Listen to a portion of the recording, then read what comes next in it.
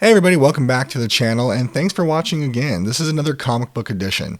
If you watched our previous video, you know I'm getting ready to go to the Old Man Con up in Scottsdale, Arizona, aka the Scottsdale Comic Book Show.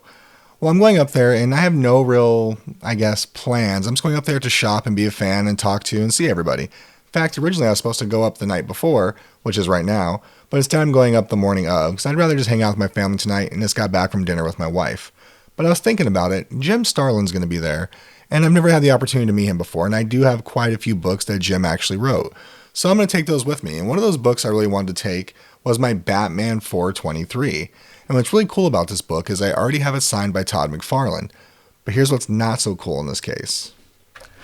I have it graded. I have it slabbed here, certified Todd McFarlane's signature and everything. Because I never thought I'd have the opportunity to get Jim Starlin to sign it. Well, now I do have the opportunity. And I decided to do something that, well, probably not the smartest idea. I'm going to crack this out of the slab, which I've never done before, so I'm excited to give it a whirl. And realistically, you only need two tools, a flathead screwdriver and a pair of scissors to cut the plastic. But here is the inherent risk of doing this. One, these slabs weren't really designed to be cracked and open like this. So what I'm doing, I'm kind of doing, at my own risk. Two, I don't know how well you can tell in the signature here, but he signed it with a green paint pen, and because of the heat here in the desert over the years, it started to flake off. So by doing this, I don't know if I'm actually going to damage the already existing signature. But the reality is, it's already damaged. So I don't think I'm really hurting anything by trying it. And besides, I got a way lower grade than I was expecting. I was thinking it was going to be like a 6.5 to a 7.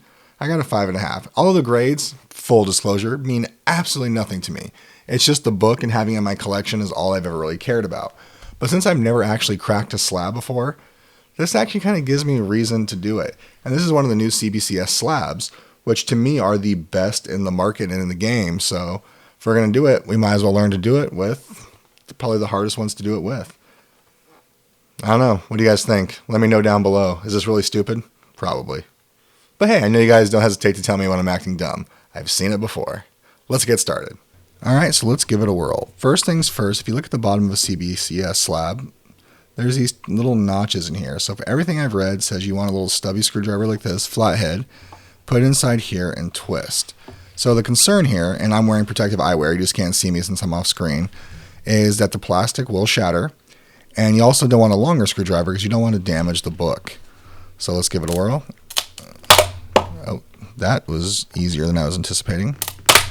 And the reason I'm kind of interested in trying this one, because in my experience, the CBCS slabs are way better put together than the CGC.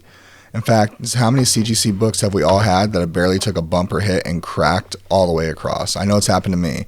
I have straight up dropped some of my CBCS slabs before with no repercussions pretty much, other than general superficial scratches to the case, but that's what they're here for. And that's the whole reason I got this one slabbed, even though I knew it was going to be the highest grade.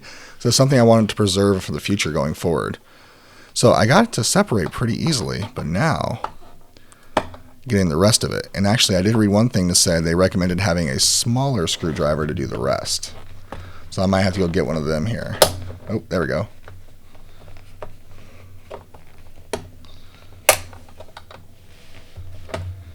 Now that we got that, we just want to work our way around all the way.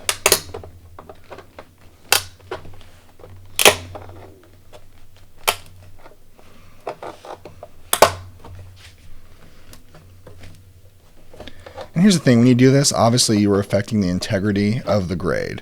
So if when I get this signed and if I decide to send it back in, well, I shouldn't expect the same grade back. That's just the reality. So just because you had it graded before and certified before, it's like you're starting over. And here's the other downside to doing it this way. And this is where I never really trust the census reports on books. It's not going to recognize as the same book when I send it back in. It's going to be a brand new book, so it's going to throw the census off because my book now would account for 2 of those reported books, unless I report it to them, but I don't know exactly how that works. I'm kind of a novice in that regard. But this is actually opening way easier than I thought it was going to. And for those of you watching, just something I like to share, all the books I have, I've gotten signed myself, or I've gotten signed through, like for example, some of my Kevin Eastman signatures. I got them signed by my friends over at Presidio because they were going to a Kevin Eastman signing, an exclusive one. So it's verified witness signatures. I just didn't happen to get those ones. But all the signed books in my collection were gotten by me under those type of circumstances. So I'm not worried about the authenticity. So the yellow slab really means nothing to me at this point. In fact, that's why I went with CBCS to begin with, is the fact that you can get pre-existing books verified that weren't witnessed, because most of my books I got signed before I really got into slabbing or doing anything like that. I just got them signed because I was a fan. Okay, so that's now open. Let's see if we can slide the book out. This feels so wrong.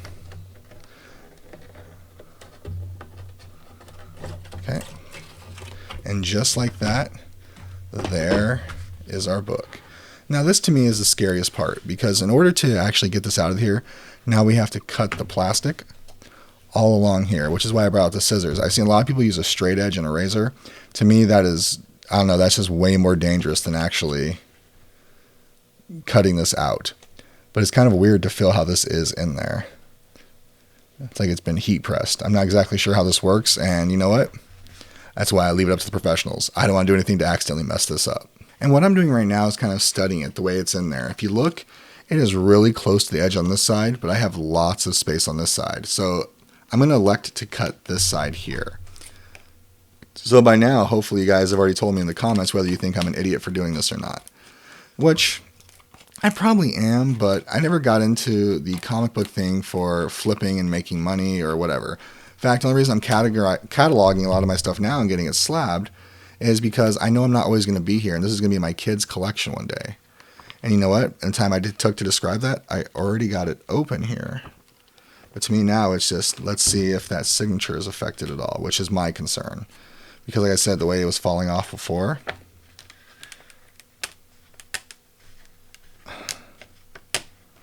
and it did a little bit. Let me show you. Oh man. So that's cool. They have this piece of plastic there in the middle to help protect the structural integrity of the book. But as you can see, it did come off a little bit inside there. Not any more than it did in previous iterations, but yeah, it's done. But now I'm also interested to see what grade I get back if I were to submit it again. But to be truth be told, I don't know if I'm going to submit it again. We'll have to see. But now the question is, how do I properly store this without affecting that signature anymore? I didn't think about that. I do have some ideas though. But that's it. We got the case cracked. I didn't do it all the way. I got it cracked just enough. That yellow slip is still in there, but I think I'm going to take that yellow slip out and put it with the book. But I'm also kind of interested to study and look at the slab, because I've never actually seen one up close and personal that wasn't holding a book. And that's the type of kid I was. I was the person that would like take stuff apart that I probably shouldn't have. Very interesting. But hey guys, thanks for watching, and well, I cracked it. That was a first for me, and hopefully I showed you how easy it can be. Now, with great power does come great responsibility, to quote that philosopher of our time, Stan Lee, because there's been so many things that's happened out there in the world with CGC. Like I'm sure most of you are familiar with the controversy that happened recently. Cracking slabs isn't something I suggest doing. I only did this one because I would like to get this signed, because to me that's more important than the slab itself. But once you get a book slabbed and you do something like this, you really are messing with that integrity of the book, messing with the provenance, if you will. So, like I said, these books are for me. I don't really plan on doing anything else with them. So, I guess there's no harm in it. But a lot of my higher end books, like some of the stuff you see behind me, I wouldn't dream in a million years of cracking those slabs out, because I want those books to speak for themselves and have the provenance I can speak to later on if I were to move on from them, or when I pass them down to my kids. With that being said, thanks for watching. I hope this was interesting, and I hope it was educational, for educational purposes only, for no other reason. Now on tomorrow to meet Jim Starlin and get this signed. And if I don't, why did I do that? Ah, well, too late now. Thanks for watching, everybody. We'll talk to you soon. Bye-bye.